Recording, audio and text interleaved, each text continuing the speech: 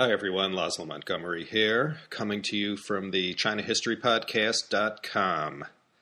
We begin this new year, 2012, Year of the Dragon, well, starting January 23rd, that is, with Part 8 of our Deng Xiaoping overview. I guess this 8-part series was a good way to sort of get a chance to revisit different periods of Chinese history through the context of Deng Xiaoping's life. We touched on a lot of new things that hadn't been covered before, and I keep mentioning we're going to circle back another day and focus in on some of the things we just skimmed over, like Xi Zhongxun from the last episode. He deserves a whole podcast, and we'll cover him another day.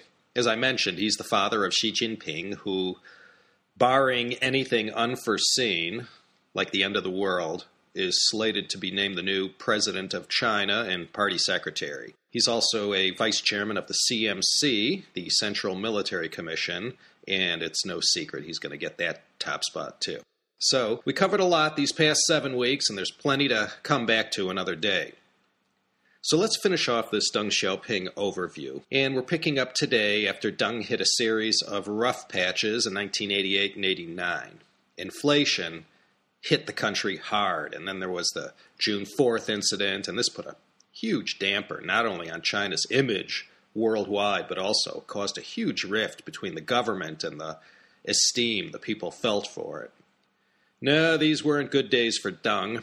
After plodding forward for a decade, dodging bullets and Chen Yun's go-slow faction, always pushing back from the other direction, Deng's reforms were really having a very big impact wherever they were put in effect. Guangdong and Fujian provinces were the first major beneficiaries of the reforms, but by the 1990s, the whole country was catching the bug.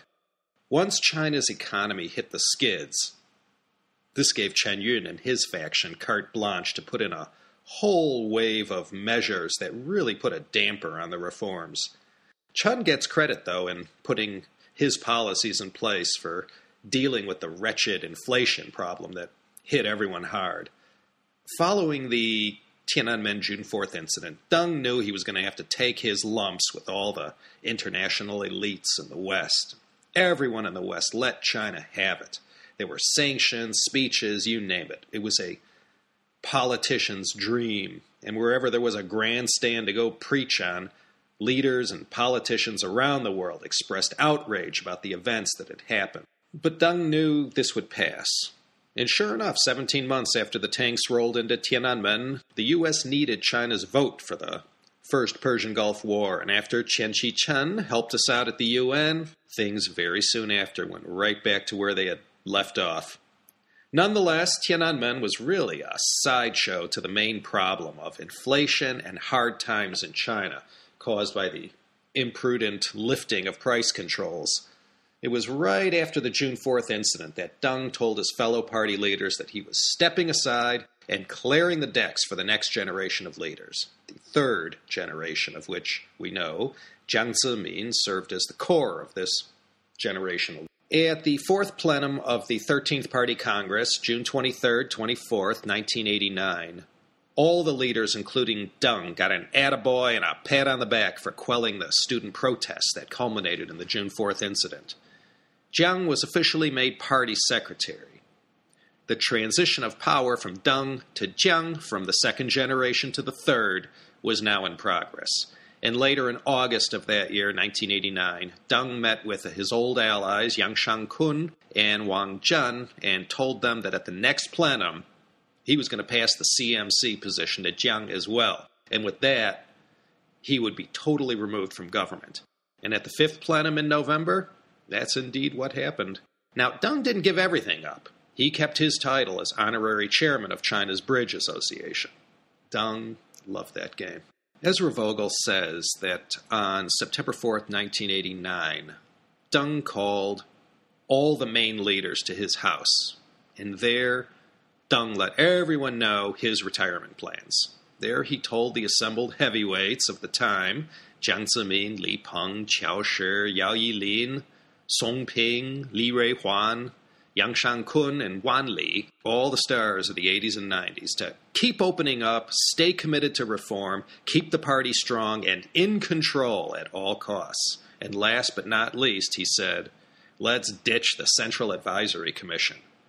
You see, the way Deng saw it, if he was retiring, all those other guys, the Chen Yun, Deng Liquns of the party, hardliners, they had to go too.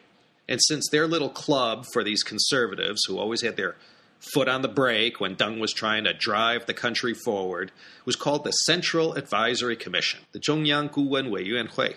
Remember, it got set up in 1982 after Chen Yun's insistence at the 12th CPPCC, Chinese People's Political Consultative Conference. This was the check to balance Deng's unfettered drive towards reform and economic development, and of course the whole opening up thing. The two top guys were Deng and Chen Yun, and the other members of this most elite of clubs in China were the so-called Eight Immortals of the party. These were Peng Zhen, Yang Shangkun, Bo Yibo, Li Xiannian, Wang Zheng, and Song Renqiong. So Deng said, I'm going and you're all coming with me. And that was that. At the next party congress in 1992, they were all retired and this commission was done away with. Deng had sent a letter to the Politburo, sort of an official farewell message. In it he said, and I quote from Vogel's book, "The core leadership, headed by Comrade Jiang Zemin, has been working very efficiently. After careful consideration, I should like to resign my current posts while I am still in good health. This will be good for the party, the state, and the army. Since I am an old citizen and a veteran party member who has worked for decades for the communist cause and for the independence, reunification, development, and reform of the country, my life belongs to the party and the country. After my retirement, I shall continue to be devoted to the cause. As the reform and opening up to the outside world have only just begun, our task is arduous and our road will be long and tortuous. But I am certain we shall be able to surmount all difficulties, and that one generation after another will advance the cause pioneered by the first generation." The world found out about Deng's official retirement when American Nobel laureate T.D. Li Changdao, visited Deng. Even though Deng was retired, he still selectively saw some visiting foreign VIPs, dignitaries. Despite being shunned at first by various foreign nations, Deng still kept a brave and friendly face on when he met with, whatever big shot or somebody who was in town. T.D. Li was a great American of Chinese descent who won the Nobel Prize for Physics when he was 30 years old, the youngest American ever to receive the coveted honor. So when Dr. Li met with Deng, the beans were spilled about his stepping down. It was pretty big international news. And so at the fifth plenum on November 7th, the CMC chairmanship was passed to Jiang Zemin, and this symbolically marked Deng's formal stepping down from government and party service. Deng bid everyone farewell.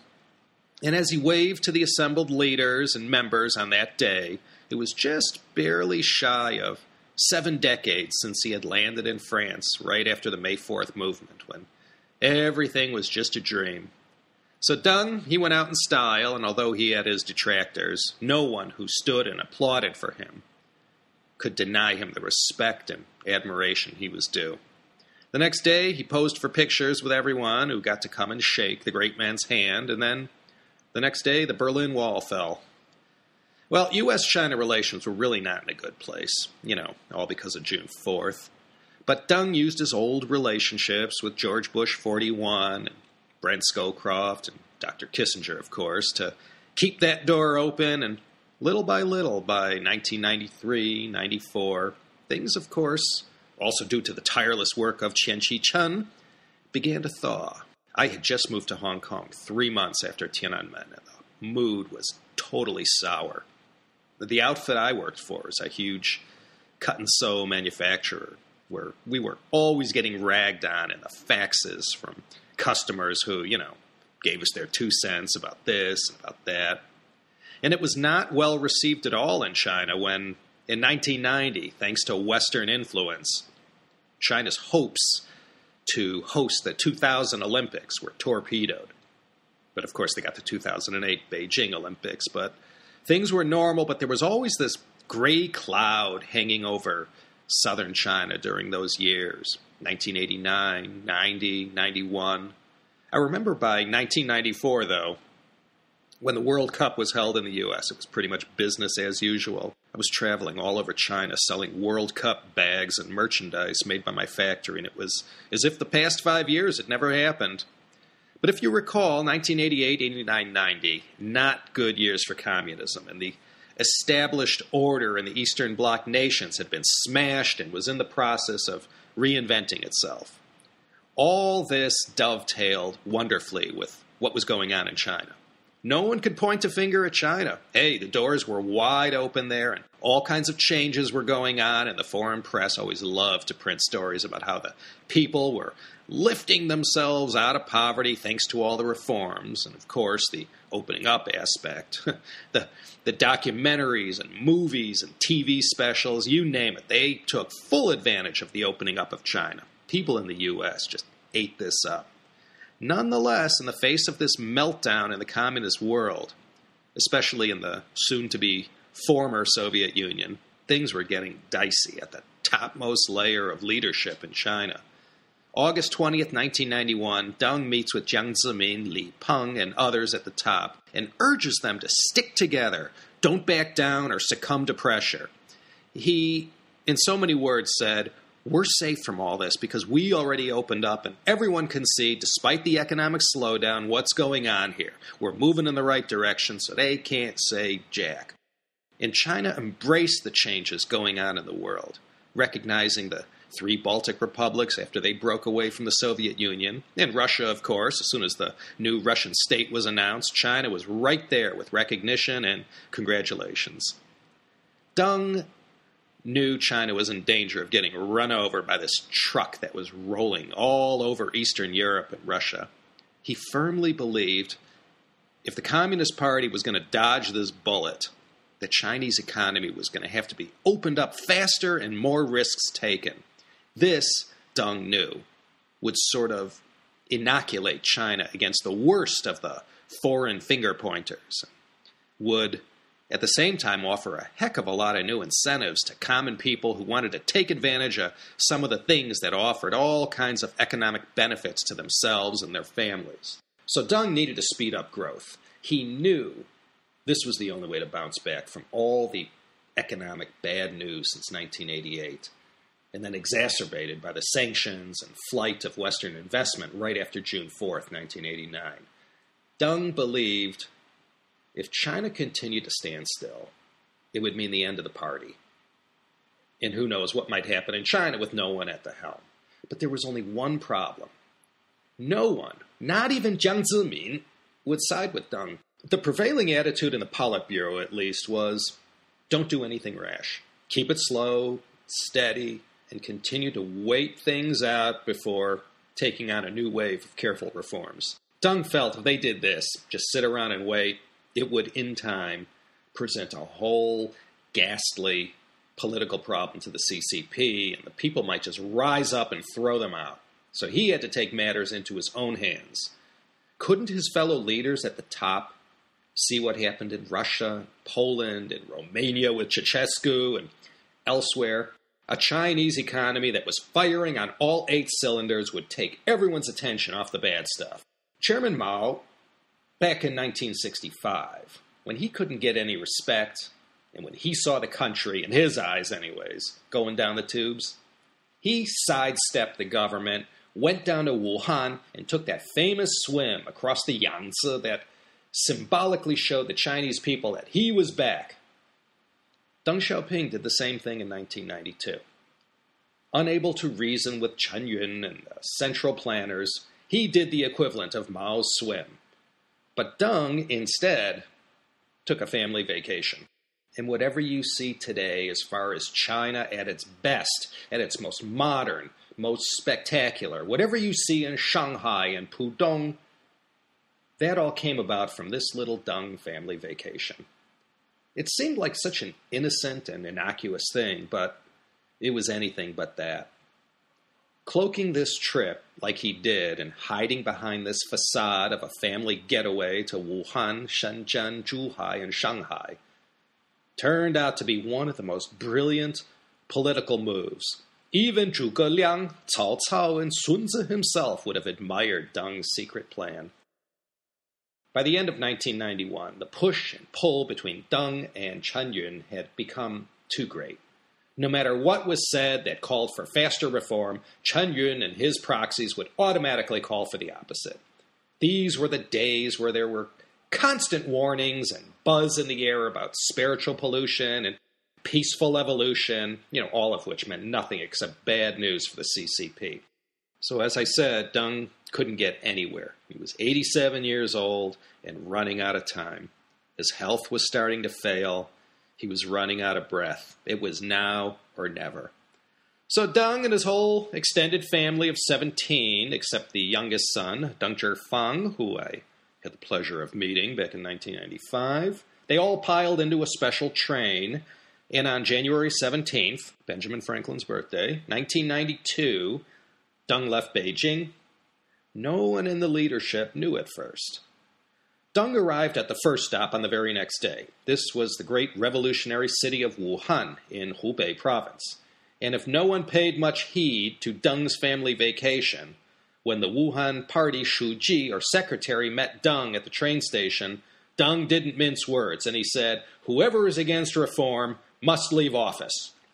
Now, he didn't say this in any official capacity, nor were there any TV cameras rolling, but Jiang Zemin did find out quickly that Deng had skipped town and was on his way south with his wife, kids, spouses, and grandchildren. And no doubt, Jiang Zemin made sure that whatever Deng uttered to anyone be reported back to him verbatim. So when Jiang heard such a provocative statement as that, Deng had his attention. You see, Jiang was a Deng man, but he was also a cautious man. He sort of sat on the fence and didn't side with Deng, but also didn't side against him. But after he heard what Deng said in Wuhan, 2 days later he put on his cheerleader's uniform and was out there saying we should move faster and open up more and pick up the pace of reform. Next stop on the tour was Changsha, where Deng gave the same message. Stop sitting around, speed up the economic development of Changsha. Next stop was the big one, the main event. I can remember it like it was yesterday. January 19th, morning. Deng arrives in Guangzhou, and he's met by the top brass down there, including Xie Fei, the Shuji, or party secretary of Guangdong, and Shenzhen's party secretary, Li Hao. He goes down there and starts an 11-day whirlwind inspection tour of Shenzhen and Zhuhai. You have to hand it to all these officials down in Guangdong. They had scant time to prepare for this visit, and no one knew what to make of some Deng family vacation. But all of a sudden, when word got out about what Deng was calling for in Wuhan and Changsha, they knew what the deal was. And this was a serious visit disguised as a family vacation. In fact, by now, everyone knew this whole family vacation thing was a sham and that Deng was making an end run around Chen Yun and the conservatives. If no one in the government had the guts to do what had to be done, Deng Xiaoping, soon pushing 90 years old, was going to have to fight one last fight before passing from this world. One thing to recall, Deng had made a similar trip to the South back in 1984, where he proclaimed the initial success of the SEZs and that this whole crazy idea was the correct one, and most of the same guys were still around. And they saw how Deng had been the savior to Guangdong province and had made it the envy of all China.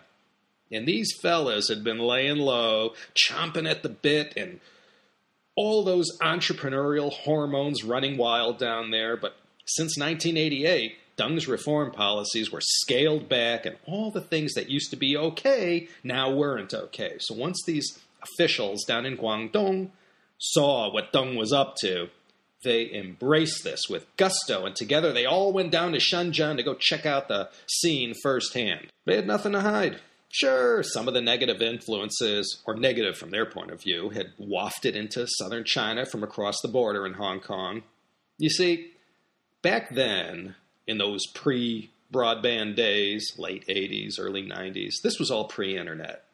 When Deng made his grand southern tour in 1992, he didn't even have dial-up. I mean, we were still barely in a 28, 56 KB world. No internet yet to despoil the sensibilities of all Chinese. But there was one thing that couldn't be stopped. That was called ATV and TVB. You remember TVB? Television Broadcast Limited? That was the company formerly owned by Sir Run Shaw, who we featured in China History Podcast, episode 49. These were Hong Kong's two television stations. Now, TVB Jade and ATV Home, this is where all the action was on Hong Kong TV. Foreigners listened to the English stations, TVB Pearl and ATV World, but given the Chinese to Lao Wai ratio in the Pearl River Delta region, all the action was with the two competing Chinese stations, Jade and Home. Most all the programming was in Cantonese, but hey, no big deal. Everyone just across the border spoke the same dialect. You can put borders and fences in place all you want, but television signals know no boundaries. And for as long as there were TVs with rabbit air antennas, the southernmost Chinese had been picking up Hong Kong TV for years. Most of us may take TV for granted, having grown up with it as an integral part of our lives and how we received news and entertainment.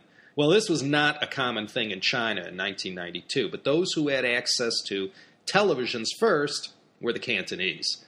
And they were way more savvy than their northern brothers and sisters. They got to hear the Hong Kong version of events, and they got to enjoy this very, very handy window to the outside world. See, late 1980s China was wide open, of course, but it hadn't reached the point, where common folk and young'uns were practically chartering whole 747s to go on these vacations all over the world. China wasn't at that stage yet. This was all along, or so the top leaders in Beijing thought, supposed to be a low-key trip. According to the rules, Deng had to obey certain protocols about, who he saw and what he said. But here he was, Deng Xiaoping, the most famous and powerful guy in China, albeit retired, down in the south. It took only a few days for word to leak out and cross the border into Hong Kong. And then before you knew it, there was a massive flood of reporters making their way from Hong Kong to Shenzhen. And the news cycle in Hong Kong was non-stop Deng Xiaoping. And if you had more than a few brain cells, it didn't take long to learn this was not a family vacation, but a political maneuver by Deng to fight back against the conservative, anti-reform, and anti-opening up faction and push-start the whole Chinese economy. It was a news sensation. It was reported in Hong Kong first, and then the TV signals were received loud and clear from TVB and ATV across the border into southern China. And from there, it spread like wildfire. None of China's leaders in Beijing had thought about this possibility. Everyone up in Beijing were no doubt pacing the halls in their villas in Zhongnanhai, wondering how to respond to this and what this might mean to them. Deng Xiaoping was 87 when he and his family took in the sights of Guangdong, when these officials guided him through all the great things that had happened so far in Shenzhen. And they kept saying the same thing. If we could just be allowed to do this and do that again, like before, and it was like preaching to the choir. Deng was able to take in the situation there and see for himself that these guys were being held back, and some of this regulation and prohibition had to be scaled back and gotten rid of entirely. So every morning, Deng got up and, hung out with these guys for about 3 hours. He was taken to various places where he either toured factories or took in the sights with his family. Then he'd head back to his guest house where, the family was staying and take a nice afternoon nap and relax. I can't imagine what it must have been like for all these guys down in Guangdong who were orchestrating this whole opera.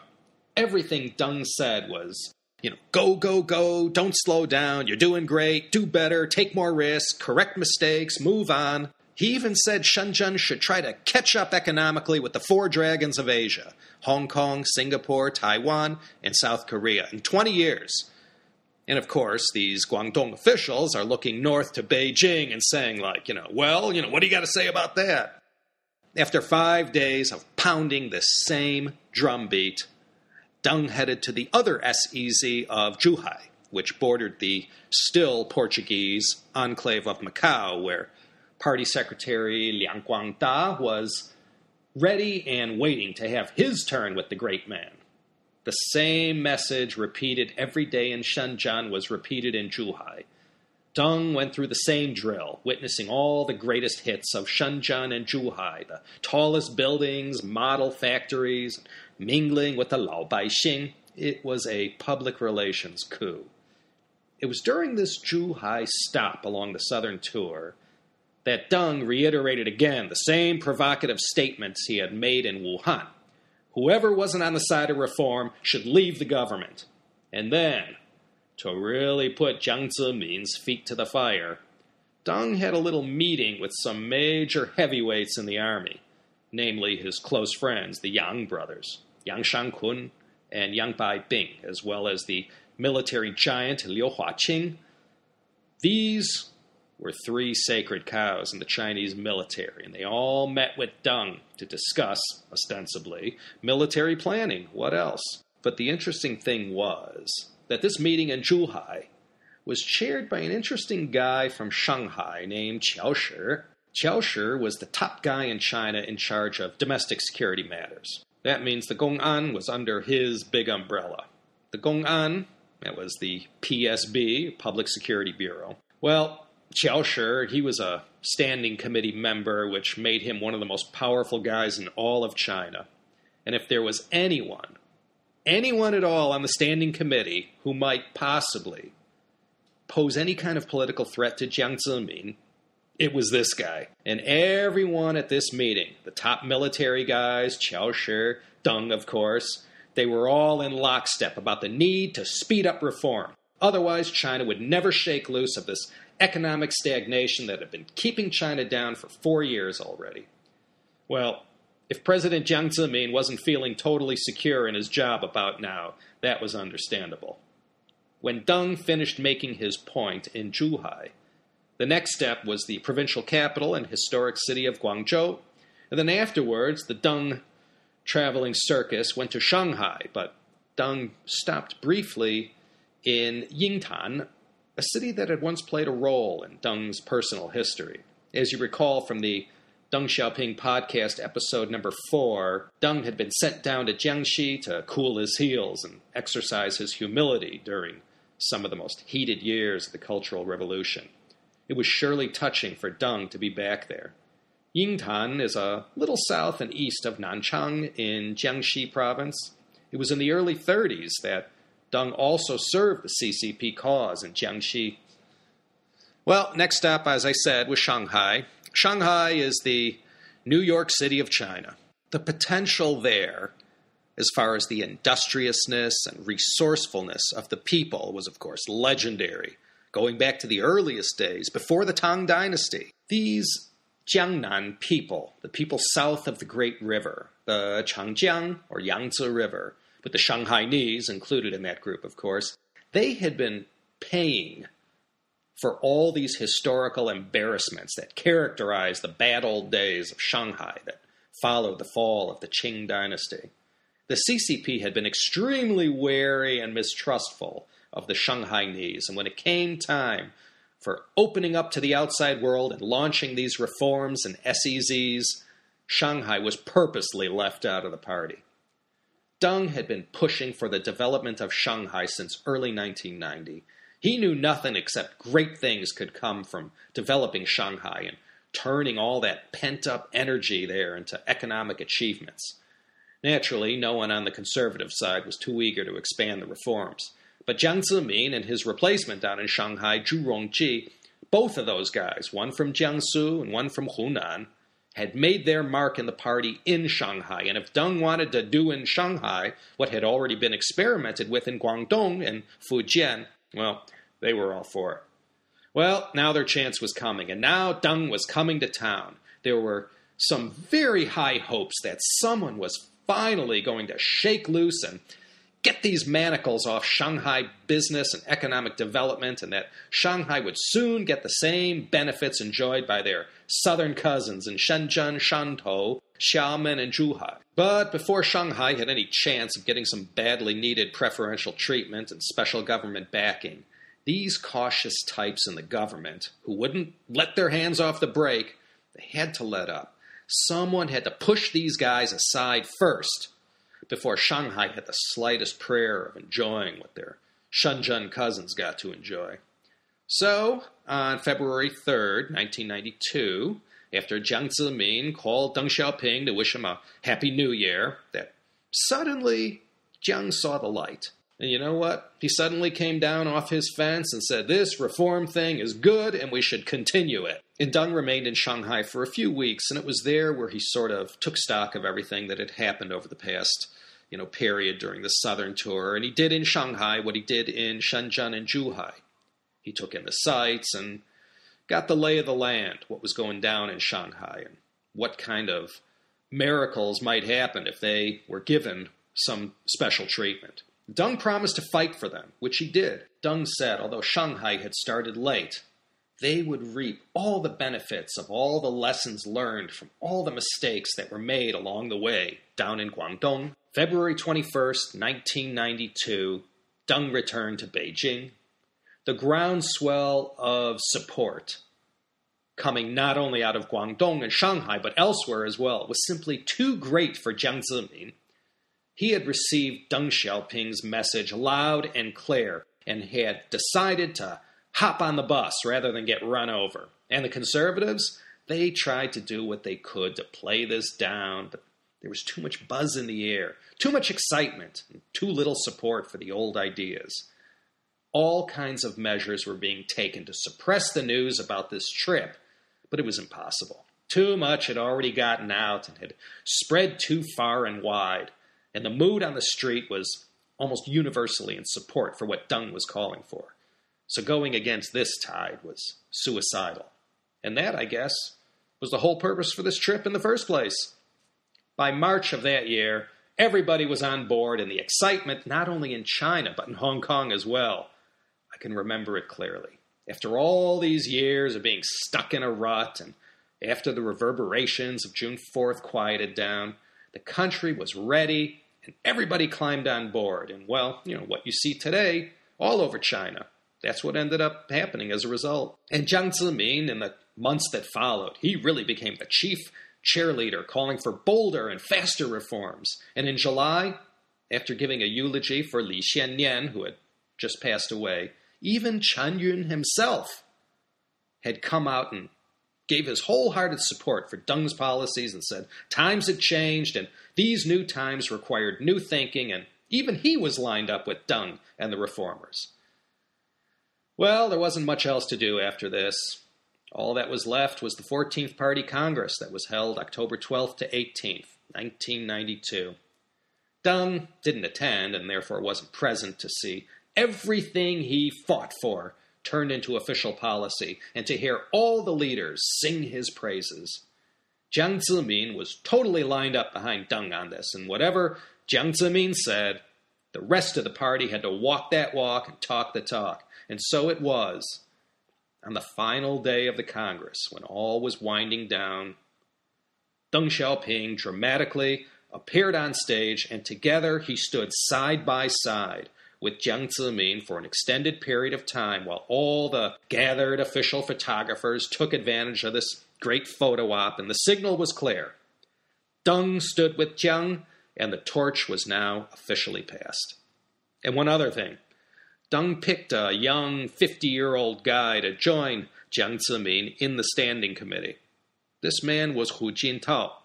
And even as far back as 1992, the signal was that Hu Jintao would be groomed to be the heir apparent to Jiang. So Deng not only picked his successor, but his successor's successor too. And you know something? It wasn't perfect, but China has had 2 very decent decades since then. So China can't thank Deng for doing everything, but he definitely gets most of the credit. Chinese New Year 1994, Deng made his last public appearance. He was never seen again after that. He suffered from Parkinson's and other ailments common to most 90-year-olds. And that was it. No one except his family ever saw him again. Deng Xiaoping also died just after midnight on February 19th, 1997. A good 4.5 months before the handover of Hong Kong, and 21 years after the death of his one-time mentor and tormentor, Mao Zedong. What is there to say, except there was a great outpouring of grief. Jiang Zemin could hardly contain himself when he gave the eulogy for Deng. The accolades from around the world came in fast and furious. 10 a.m.